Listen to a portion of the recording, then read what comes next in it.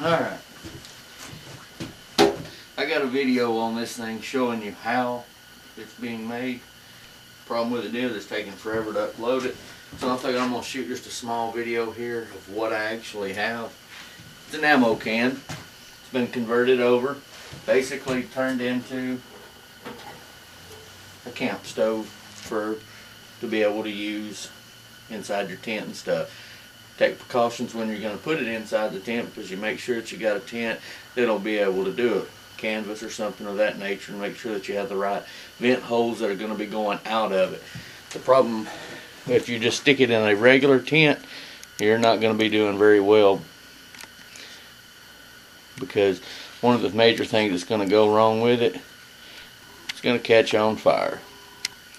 So there we have the tent stove. Basically what I've done, I'm not sure if you can pick it up right there, but it should be able to, is I've actually put, this here's it's basically a fire retardant rope inside of it. So it keeps the flame from basically getting out here. It also seals it off, keeps it from smoke. Seals up real good.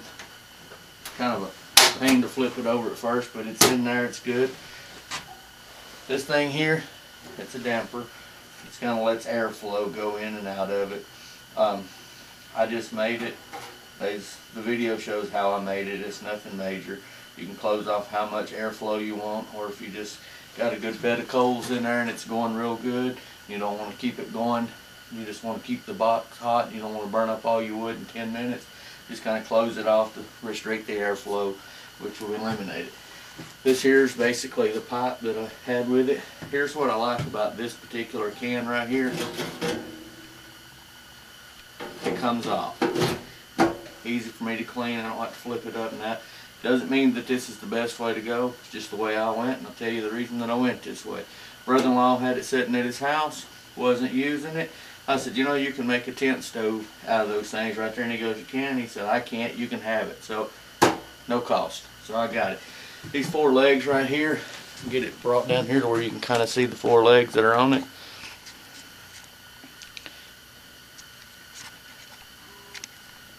Turn this old camera here. They're bolted in. This is what it is. It's just a two-sided channel. You use it for shelving, they use it for all kinds of things.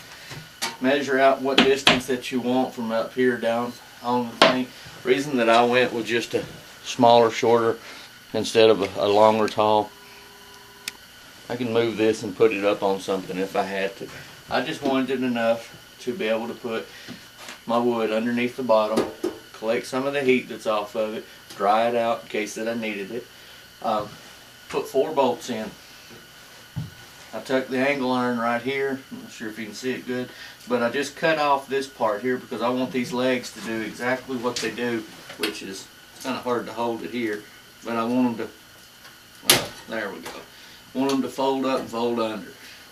Now that thinking about it, I may go to where they don't fold up and give it extra support, because I really don't believe I'm going to be tracking through the woods with this thing in any box to make it packable as some have done. Not saying that it can't be done, because it can. The stovepipe, we'll get up there and see. There, that's just the one that I've got stuck in it. It does come out. This here's the part that I wanted to show, that if I can get it focused in here, get her zoomed up to it.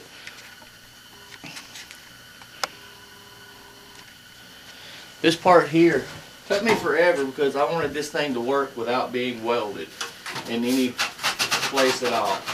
Stovepipe just pulls out, as you can see. This is a 4-inch to a 3-inch adapter. What I did was, in the video it shows it, and I'm going to flip this up so you can kind of see. That's how it's held in. Since there was 3 inches of gap, or 3.5 inches coming out, I just cut those things into 8 sections, I guess, folded them up. I took and drilled a hole in 2 places to rivet them in to keep this thing from going in or out. I wanted it to stay. Didn't want to be sitting here in the middle of the evening or in the campfire or in my tent, and all of a sudden, boom, good wind blows and it knocks this thing down, and now it's down in the bottom. I got smoke blowing everywhere. Not going to happen this way. So, now that we've got that, as I said in the beginning, I wanted to do one to where I didn't have to weld it. Because I know not very many people have a welder. It's not saying that you can't get one welded for you, because I think it would be better. It's permanent, in a sense. I used rivets. The rivets that I used,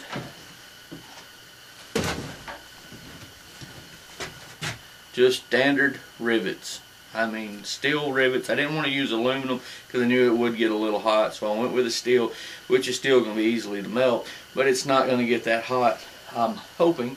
We will test it and make sure. But I took and I riveted one hinge lat on it. Get down here to where you can see it. This right here is just a hinge. It's a small hinge. All I did with it was I took it and put it in my vise, got it down there, flipped it over to where this right here would make that bend that I wanted in it. Put my little latch thing right here that you normally would stick a lock on. I put it on there that way, so now it's got something that pulls back against it. I probably will, since this was easy to make, I may go ahead and make me a one to where I can make a lever and just push it down. The reason for that is this thing is a little tight, and if you're going to be in the woods and you don't have a knife, well, you probably are going to be needing something, because when this thing is hot, you can't reach up here to grab a hold of it to push it to get that snug fit. You can, but I mean, when you get ready to undo it, you don't want to be sitting over here trying to fight with it, because it will heat up. So you take a knife, just barely take the tip of it, touch the top of it, comes right out. It's a work in progress. It's functional the way it is, but I want to make it a little bit better. Now, as you can see on the legs and stuff, all that's in. For the top, as I said, that I wanted it to be where it wasn't wasn't soldered in or welded in or anything. Make a high heat glue up to 2,000 degrees. Around that seam, I wanted it to be airtight, smoke tight as well. I just poured a bead of that stuff around it. Got it done. It functions. As you can see, these colors are not the normal Army drab green or whatever they call them. It's done been burned. I heated it up in the building in here, and she toasted this little building, which is roughly about a 12 by 30 building. Half of the building was warm, and the temperature outside was about 45 degrees. So it works. Inside of a tent, you might want to tone that down a little bit, because you're probably going to be sleeping outside of it, which by then, if you're going to do that, you don't need the tent stove. Just take and open the front door up and let it go. Here's a list of the materials that I've got. I'll try to post them on there. I can't guarantee that it'll end up on it. I got a 4-inch to 3-inch adapter, $5.69. I got 9 foot of this pipe, which I actually got 20 foot because I got a deal on it by just getting all 20. He said buy all of them, you can have them, but they were regular $2.98 a piece, so basically $3. Well, that I got this piece up, I'm gonna see if you can see down in there, which I don't think that it will, but there is a damper in there. Again, it was made. This part right here, those things that you use to hold your fence post on, the little page wire or whatever, you get the little pinch post that goes in, and then you just type these around it. That's all that is. Took a piece of stainless steel, the same stuff that I made the door out of, marked it out. I didn't want it to close it completely off. I wanted it to leave a little small one. I can get my hand down in there and turn it, because I did have to finagle this thing to get it through there. Not that hard. Think about it when you're doing it. It'll come to you. If you get this far, you'll be able to figure that out in the breeze. I got a 290-degree elbows.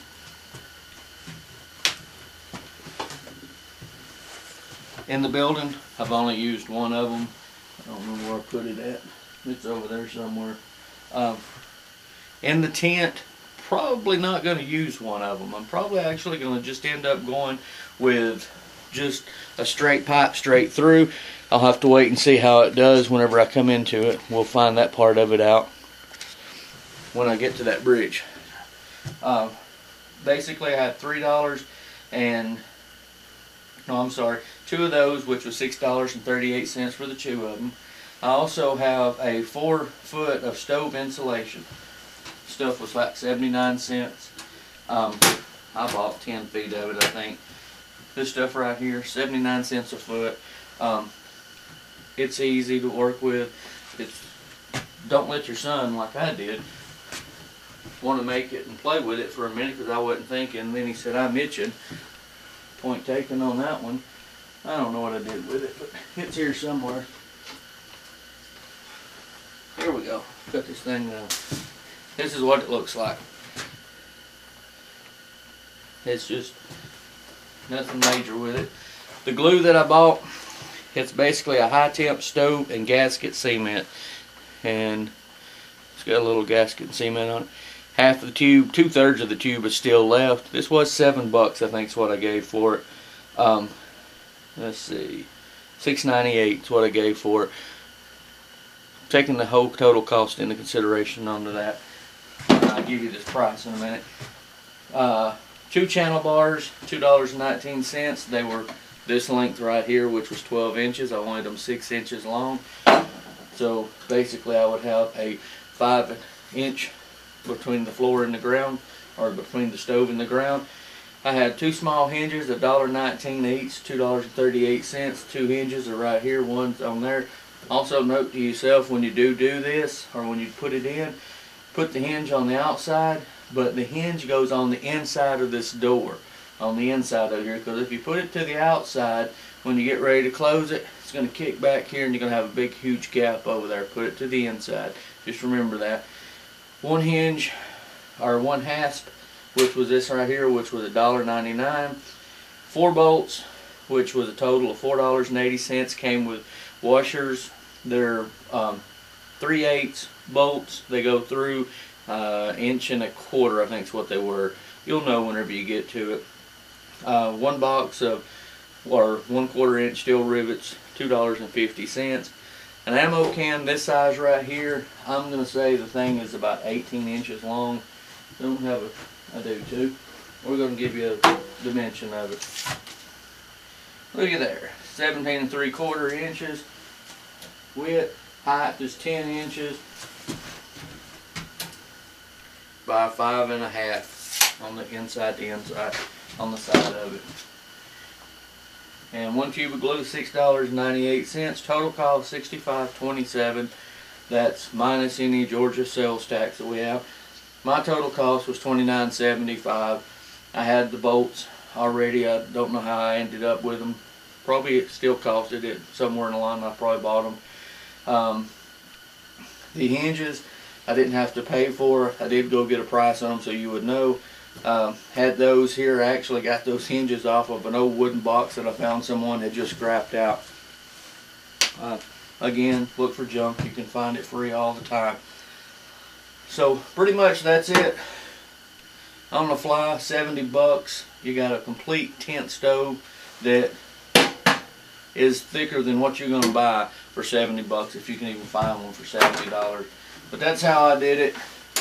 Maybe I can get you the whole video of how it was done, but I figured, why not let you just see the finished product? If you hate it, don't waste your time watching the 30 or 40 minutes it takes to build the thing.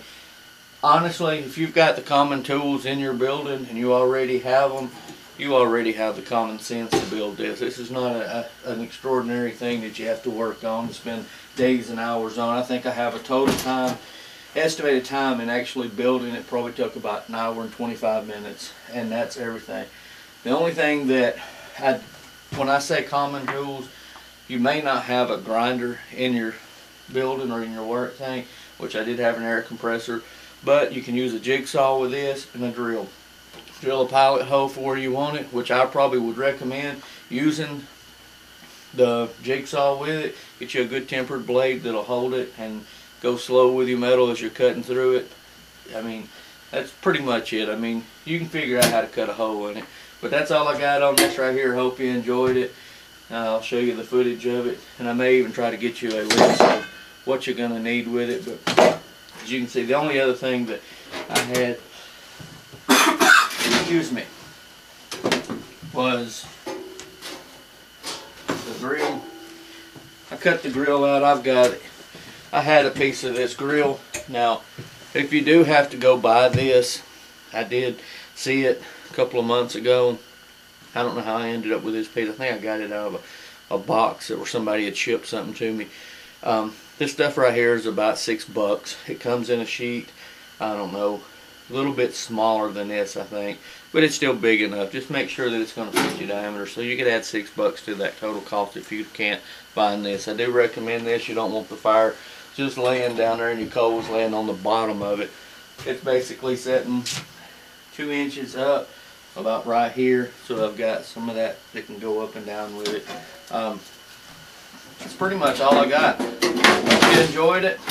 I've got about 60,000 minutes of videos that I just haven't put up, and I'm going to try to get them all going. So good luck. Hope you enjoy it, and thank you for watching.